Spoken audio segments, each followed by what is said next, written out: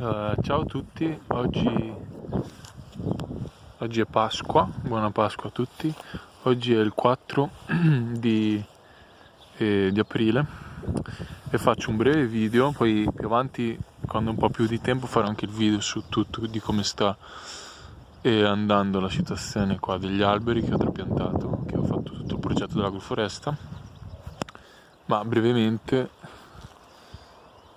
quello che c'è da dire è che purtroppo non sta piovendo, questa primavera non sta piovendo e sono un po' sfortunato, diciamo, perché ho fatto un impianto piuttosto grande e non piove in primavera, deve piovere, anche perché comunque favorisce sicuramente l'attecchimento degli alberi per dare un po' di acqua, diciamo così, distillata, che non sia quella di pozzo, perché ho fatto un'innaffiatura di primo soccorso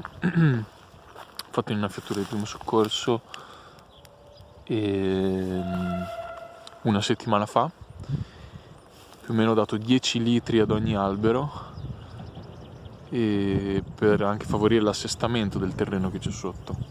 Volevo evitare di farlo e sicuramente credo che in futuro non la farò neanche più, perché l'acqua è veramente pessima, è molto ricca in ferro e manganese, quindi addirittura forse si rischia di fare l'effetto contrario, quindi di peggiorare la situazione.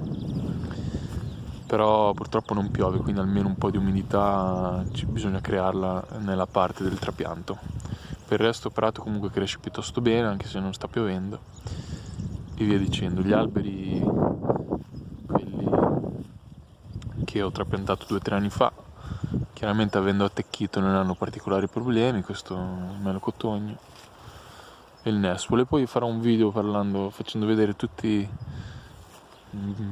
le altre situazioni. Questo video è semplicemente per mostrare una cosa che avevo già parlato in passato, che è la cascola dei frutti delle albicocche, e vedere la differenza tra un albicocco che è per la grande produzione dei mercati, quindi come questo qui che è un Mayakot, eppure questo qui è un Kyoto, rispetto a là che c'è un portice che vi faccio vedere. La legatura dei fiori è altissima, ora li ho già iniziati a diradare, perché purtroppo per questi alberi qui è obbligatoria la diradatura, non l'avevo fatta, e vedete anche cosa succede, che alcuni rami seccano.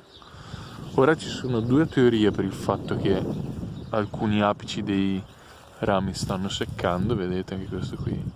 Questi sono tutti i frutti che avevano attaccato, ed erano vegeti fino a poche settimane fa. Poi quando hanno legato i frutti, piano piano hanno iniziato a seccarsi. Allora ci sono 2 possibilità: o c'è un problema là sotto nel terreno, o il secondo problema, che per me è quello più razionale, è che semplicemente, avendo legato troppi frutti, vedete, se adesso le sta lasciando la pianta, avendone legati troppo, la pianta dice: ecco, io ne ho legati un sacco, non riesco più a se mando avanti tutto questo ramo qui con tutti i frutti, io non riesco più a campare, insomma non riesco più a tirare avanti. Quindi tiro le cuoia per certi rami, per avere la garanzia che qualche frutto lo riesco a mandare avanti. E per me questo è quello che sta succedendo. O se mi sbaglio, allora vuol dire che là sotto le radici è successo qualcosa, però non credo, perché comunque le foglie le sta buttando bene in alcuni rami. Vedremo cosa succederà. Vado comunque a diradare, vi faccio vedere anche il Mayakot. No, scusate, il Kyoto è impressionante, guardate quanti frutti ci sono. Questo qui è veramente, cioè proprio non ha proprio un limite, insomma. Questo fruttifica da tutte le parti, anche se è piccolissimo, e chiaramente negli anni passati non l'avevo mai diradato. Le porta avanti praticamente tutti, ma non si muove, non vegeta, va solo a frutto, fa pochissime foglie, va solo a frutto. Infatti poi, ricercando in internet, ho letto che è una caratteristica di questi alberi che precisano che hanno bisogno di una diradatura molto più precoce possibile, o addirittura una potatura in fioritura. per diminuire i fiori. Quindi semplicemente la diradatura in alberi del genere cosa li vuoi lasciare? Li vuoi lasciare 4-5 frutti, perché voglio che diventa grande sto albero, perché sennò ogni anno mi va a fare 1000 frutti e non diventa grande. Lo stesso discorso per questo, l'anno scorso non ha fatto frutti e non ha avuto questi problemi di perdita e quindi vado a diradare, quindi ne lascerò massimo 8 frutti, 10 frutti. Adesso faccio vedere un minimo proprio come dirado, è molto semplice la diradatura. Quello che vogliamo è che il frutto nei rami esili non rimanga mai all'apice, perché sennò carica il ramo e va giù, rimane giù con il peso dei frutti. Allora cosa facciamo? Andiamo a toglierle girandole così, iniziando da qua. Poi piano piano, su questo ramo qui ne lascerò 2.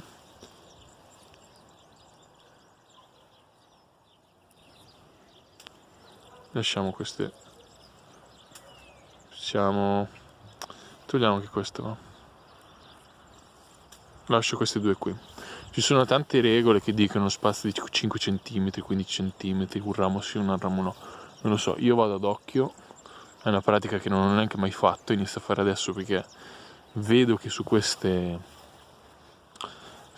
varietà da commercio industriale va fatto, perché la pianta se no non va. E invece vi voglio fare vedere la differenza di un portici, bicocco portici, che invece sostanzialmente è molto più equilibrato nella vegetazione e nella fioritura, lega molto di meno, vediamolo ne lega molto di meno. Qui non ho diradato nulla, vedete quante ce ne sono qui. Ok, c'è un cumulo, però ce ne sono poche poi qua sotto. Qui ecco, qui ce ne sono forse anche abbastanza, ma non è che sia una roba esagerata come gli altri alberi, insomma.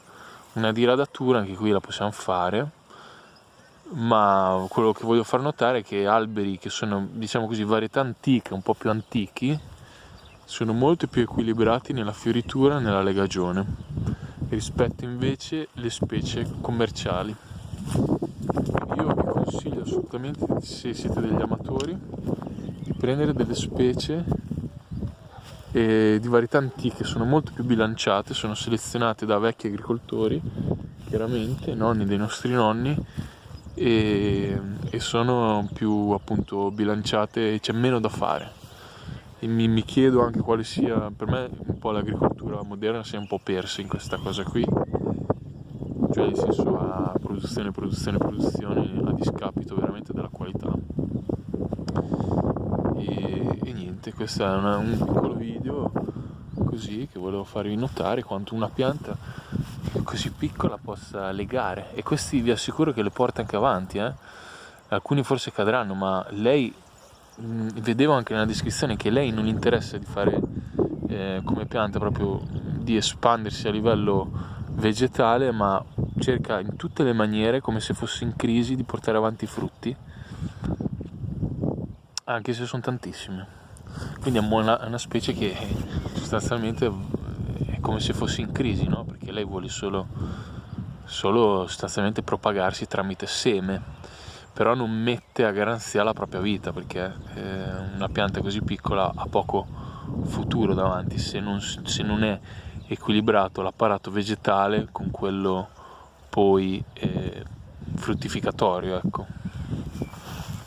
Giusto per far notare che le varietà antiche non hanno questo squilibrio, invece tutti i vari Cot che sono di origine francese, quindi Wonder Cot, Maya Cot, Tom Cot, tutte queste robe qui che sono nel Red Cot, sono nel mercato delle albicocche per esempio, sono tutte specie che sono ricercate a livello genetico per produrre papapam, e sono squilibrate. Io la vedo, da come la vedo io, sono molto squilibrate in tutti i sensi, sia dal punto di vista fruttificatorio che della vegetazione.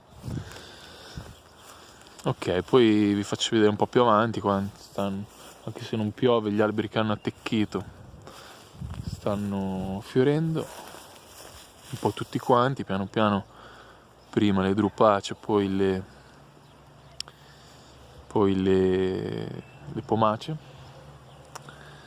e andremo a vedere sta cosa qui di questo albero, effettivamente, se questo qui è un problema di bilanciamento, come vi dicevo, o invece un problema che è basale. Va bene, ciao a tutti e buona Pasqua.